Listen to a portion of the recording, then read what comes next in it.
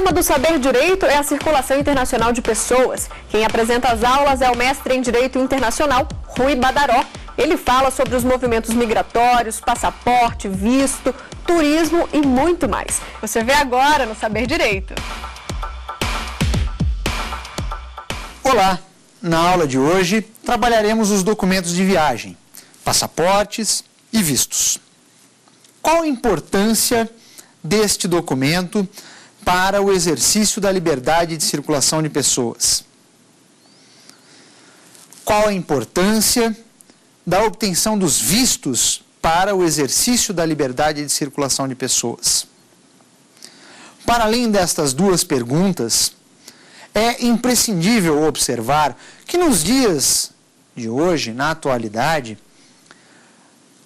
tanto o passaporte quanto a autorização para viajar, os vistos, portanto, são imprescindíveis para o exercício da liberdade de circulação internacional de pessoas. Notem que o passaporte, tal qual nós o conhecemos nos dias de hoje, se trata de um documento de viagem, um documento que, via de regra, identifica o nacional de um estado. Um ato administrativo enunciativo.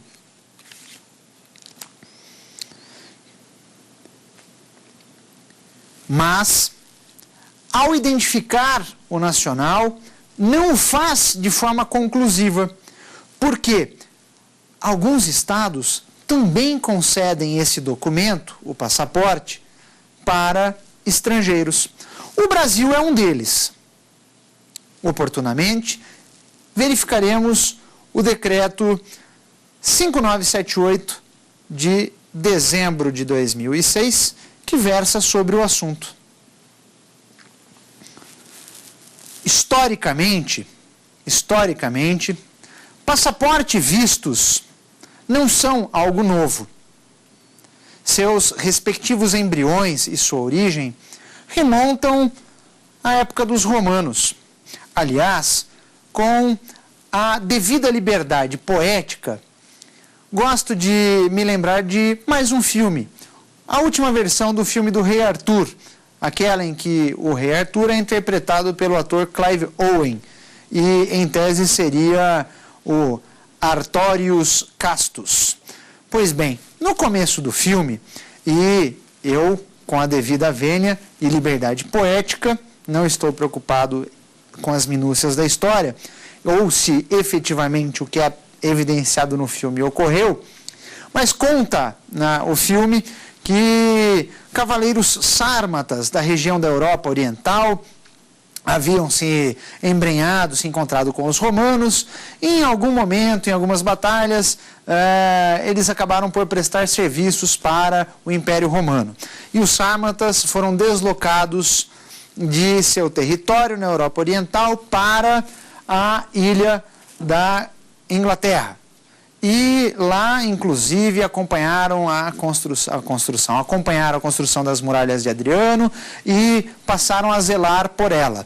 E os anos se passaram e eles sempre tiveram a expectativa de, concluído a prestação de um serviço justo para o Império Romano, eles receberiam um documento que permitiria a circulação deles, dos herdeiros dos primeiros cavaleiros sármatas que estavam lá na Inglaterra, voltar para seu território. De toda essa história que eu acabei de contar, se ocorreu ou não ocorreu é irrelevante, mas o que nos interessa especificamente é que esse documento, e ele sim era comum, a prática de entrega desse documento para povos que pertenciam ao Império Romano era comum sim, representam o respectivo embrião, indício de um passaporte, porque identificava essa pessoa, se era estrangeiro, se era cidadão livre, se era cidadão romano, e autorizava, olha o visto aí, ele a circular pelo território, pelas estradas, pelo território do Império Romano. Então, aí encontra-se o embrião do passaporte e dos vistos, tal qual nós os conhecemos nos dias de hoje. Dando continuidade, nós também podemos observar que, ao longo da história, entre os séculos 17, 1601 a 1700, século 18, 1701 a 1800, o passaporte e os vistos, para além de identificar a pessoa como vinculada a um determinado estado, e o visto como uma forma de autorização para que a pessoa tivesse a expectativa de circular nesse outro estado, serviram ora como instrumento de repressão, ora como instrumento de facilitação da liberdade de circulação de pessoas. Explico. Ora como instrumento de repressão, quando não havia a concessão do visto. Sem o visto, praticamente você não conseguia viajar para o destino almejado, destino desejado. Já como instrumento de facilitação, tanto o passaporte quanto o visto deveriam ter as suas formalidades diminuídas ao máximo. Na aula passada, eu elenquei alguns instrumentos normativos e algumas posturas no seio da sociedade internacional que visavam a abolição das formalidades fronteiristas, a abolição dos passaportes, a abolição dos vistos. Por óbvio que, por um determinado período de tempo, pode até ter funcionado na Espanha, no Império Austro-Húngaro e em alguns outros países europeus. Mas o fato é que as formalidades fronteiriças passaram a ser enrijecidas com o término da Primeira Guerra Mundial. E essas formalidades, a apresentação do passaporte e a obtenção do visto para circular, se tornou bastante comum. Ao longo desta aula, nós estudaremos especificamente a importância do passaporte e a importância dos vistos para a circulação internacional de pessoas. Assim, o passaporte pode ser definido claramente como um documento administrativo enunciativo que identifica o nacional de um Estado de forma não conclusiva e permite-lhe viajar para outro Estado, bem como designa o portador como alguém apto a receber proteção diplomática e bons ofícios dos funcionários diplomáticos e consulares da autoridade emitente que emite o passaporte. De outro lado, os vistos representam a autorização de viagem para o destino. Não implica em obrigatoriedade de garantir a entrada do nacional de um Estado em outro, mas tão somente uma perspectiva de entrada. Significa que, após preencher os requisitos estipulados por um Estado, concede-lhe a autorização para viajar para ele, não significando que, de posse do visto, o nacional consiga efetivamente adentrar no território de outro Estado.